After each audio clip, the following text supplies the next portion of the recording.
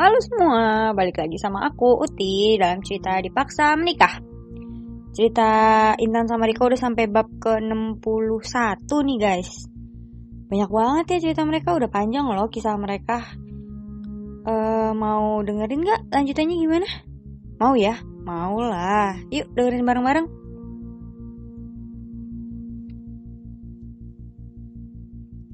Setelah dokter memeriksa Pak Bambang, Riko diperbolehkan menemui Pak Bambang di ruang ICU. Papa kenapa? Tanya Riko pada papanya dengan penuh kekhawatiran. Pak Bambang memandang Riko dengan mata sayu. Papa harus semangat. Apa Papa gak mau ngeliat cucu Papa?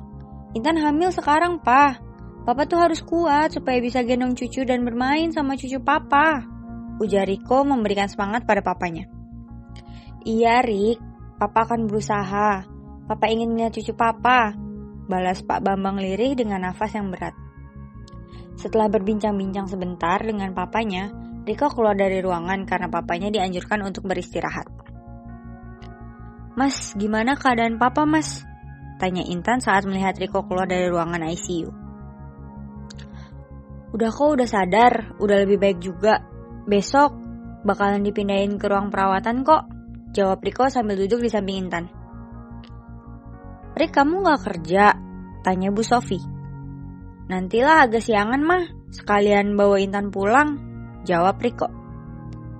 Kamu tadi ngomong apaan aja sama papamu?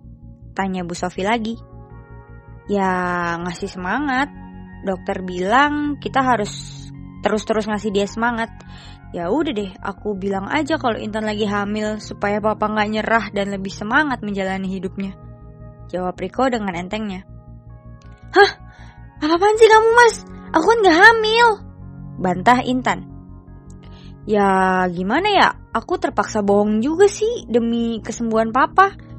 Nah, sekarang tinggal akunya nih, usaha biar kamu hamil, balas Riko santai.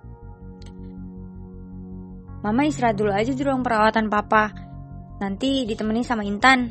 Aku aja yang jaga-jaga di sini, ujar Riko pada mamanya. Bu Sofi pun menuruti kata-kata Riko karena ia memang sangat lelah. Ia pun pergi ke ruang perawatan Pak Bambang yang biasanya ditemani Intan.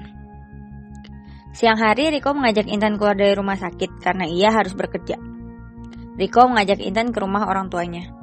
Ini pertama kalinya Intan ke rumah Pak Bambang. Rumahnya lebih besar dari rumah Riko. Di depannya ada satpam penjaganya. Riko mengajaknya masuk ke dalam rumah dan menuju kamarnya di lantai atas. Tan, kamu istirahat aja di sini ya. Nanti kalau pekerjaan aku di kantor udah beres, aku jemput lagi. Terus kalau butuh apa-apa, minta sama pembantu di bawah ya, ujar Riko sebelum pergi meninggalkan Intan. Oke mas. Mas, ini rumah siapa sih? Tanya Intan yang memang tidak pernah ke rumah Pak Bambang sebelumnya. Oh, ini rumahnya Papa.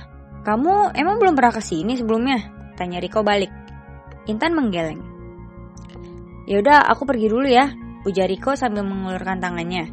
Intan pun mencium punggung tangan suaminya itu. Riko sengaja membawa Intan pergi dari rumah sakit supaya Intan tidak terkontaminasi penyakit. Ia tidak mau Intan sakit karena ia sedang mempersiapkan diri untuk kehamilan Intan. Ia tidak ingin mengecewakan papanya. Sebelum kebohongannya diketahui papanya, ia ingin Intan sudah hamil yang sesungguhnya. Riko juga tidak mau membawa Intan ke perusahaan karena itu membuatnya tidak berkonsentrasi dalam bekerja. Sehingga ia meninggalkan Intan di rumah orang tuanya yang kebetulan lokasinya dekat dengan perusahaan. Riko tidak pernah mampir ke rumah itu karena orang tuanya berada di rumah sakit dan adiknya kuliah di luar kota. Ketika sampai di lantai bawah, Riko memanggil kedua pembantunya. Ia memerintahkan pembantu satunya untuk menemani mamanya di rumah sakit, sedangkan pembantu satunya untuk siap siaga apabila Intan membutuhkan sesuatu. Nah, cerita Intan sama Riko sampai sini dulu ya guys. Makasih banget udah setia ngikutin cerita Dipaksa Menikah. Sampai jumpa di bab berikutnya ya. Dadah!